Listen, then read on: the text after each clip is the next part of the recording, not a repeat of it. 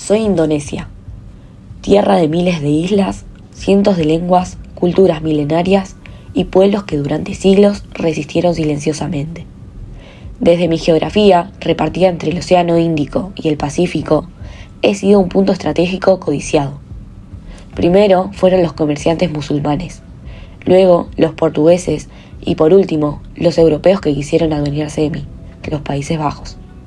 Por siglos fui llamada las Indias Orientales Holandesas, pero el siglo XX trajo consigo una promesa, la promesa de libertad. Esta es la historia de cómo me liberé, en un mundo que cambiaba aceleradamente, entre guerras mundiales, viejos imperios que caían y nuevas potencias que buscaban influenciar cada rincón del planeta. A comienzos del siglo XX, Indonesia, en realidad aún llamada Indias Orientales Holandesas, estaba bajo el control de un pequeño país europeo, los Países Bajos.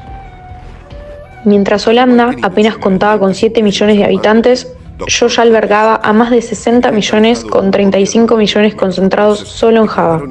La colonización no solo fue una dominación política y económica, fue también un proyecto cultural impuesto desde la superioridad.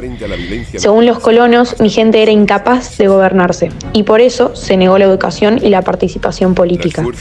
Apenas unos pocos cientos de indonesios de élite accedían a estudios superiores. La mayoría vivía en condiciones de pobreza extrema.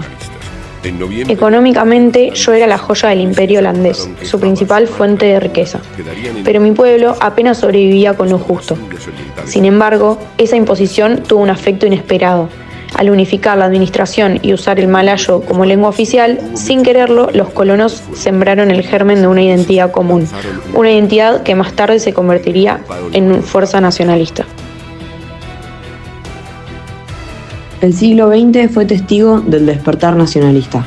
En 1912 nace el Sarekat Islam, una cooperativa creada por comerciantes javaneses para protegerse frente a la comunidad china. Fue la primera gran organización nativa y aunque nació con bases religiosas, luego evolucionó hacia la política. En 1920 surge el Partido Comunista Indonesio, o sea, el PKI, el primero del sudeste asiático. Aunque reprimido y llevado a la clandestinidad tras una fallida insurrección en 1926, dejó una huella. Pero el gran liderazgo vendría con el joven ingeniero Sukarno desde 1927 con el Partido Nacional Indonesio. Lideró un proyecto político de masas, con su lema, un pueblo, un país, una lengua.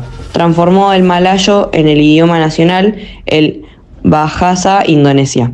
Sukarno buscó la independencia no como un regalo externo, sino como un derecho propio. Fue diversa. Hubo acción política, propaganda nacionalista, insurrecciones comunistas, formación de partidos y alianzas estratégicas. Durante la Segunda Guerra Mundial, con la invasión japonesa en 1942, se produjo un quiebre.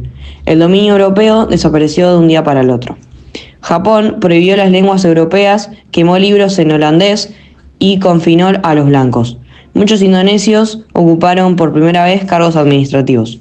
Sukarno aprovechó la situación para fortalecer el movimiento nacionalista. Con apoyo japonés se creó la fuerza paramilitar, la PETA, germen del futuro Ejército Nacional. La fuerza paramilitar PETA es de los defensores de la patria. Por otro lado, en agosto de 1945, al caer Japón, la oportunidad era única. Entonces, el 17 de agosto, Sukarno proclamó la República de Indonesia, donde se estableció una constitución basada en el Pancasila, nacionalismo, internacionalismo, justicia social, fe en Dios y república, pero los Países Bajos se negaron a aceptar la independencia. En los años siguientes se desató un conflicto armado y diplomático sin precedentes, con ofensivas militares, negociaciones fallidas y la presión internacional. Los holandeses intentaron dividir el país en múltiples estados federales para debilitar el poder de la República. Las llamadas operaciones policiales en 1947 y 1948 atacaron directamente a las zonas republicanas. En una de ellas, incluso, capturaron a Sukarno y a Hatta. Sin embargo, la resistencia del pueblo fue intensa. Además, Estados Unidos presionó a los Países Bajos para evitar un giro comunista. Pero finalmente, en 1949, tras una conferencia en La Haya, se reconoció la soberanía de Indonesia y en 1950 el país se unificó como Estado unitario. La independencia de Indonesia no solo fue un asunto local, fue un claro reflejo del nuevo tablero internacional. La Guerra Fría comenzaba a dividir el mundo en dos bloques, Estados Unidos y la Unión Soviética. La Unión Soviética simpatizaba ideológicamente con la descolonización, se mostró pasiva en los primeros años. En cambio, Estados Unidos temía que si Indonesia caía en el comunismo, todo Asia lo haría detrás, el famoso efecto dominó. Por eso Washington apoyó diplomáticamente a la República, presionó a los Países Bajos y respaldó el proceso negociador. También la ONU jugó un rol crucial, creando comisiones de mediación y exigiendo el cese de hostilidades. Indonesia se convirtió así en el primer gran laboratorio de descolonización en el contexto de Guerra Fría. Pero la independencia no borró los efectos del colonialismo. Las estructuras heredadas condicionaron el futuro del país. En lo económico, Indonesia quedó atada a un modelo exportador dependiente del comercio de materias primas con enormes desigualdades. En lo político, las tensiones étnicas y territoriales sumadas a un sistema burocrático autoritario dificultaron la consolidación democrática. En lo social, la desigualdad educativa persistió y muchas regiones alejadas permanecieron marginadas. En lo cultural, Indonesia quedó marcada por una mezcla de elementos locales y europeos en un sincretismo que hoy define su identidad. Los conflictos derivados del legado colonial seguirán activos por décadas, desde la represión en Nueva Guinea Occidental hasta luchas internas entre islamismo, nacionalismo y comunismo. La herencia de la colonización no desapareció con la independencia, solo cambió de forma.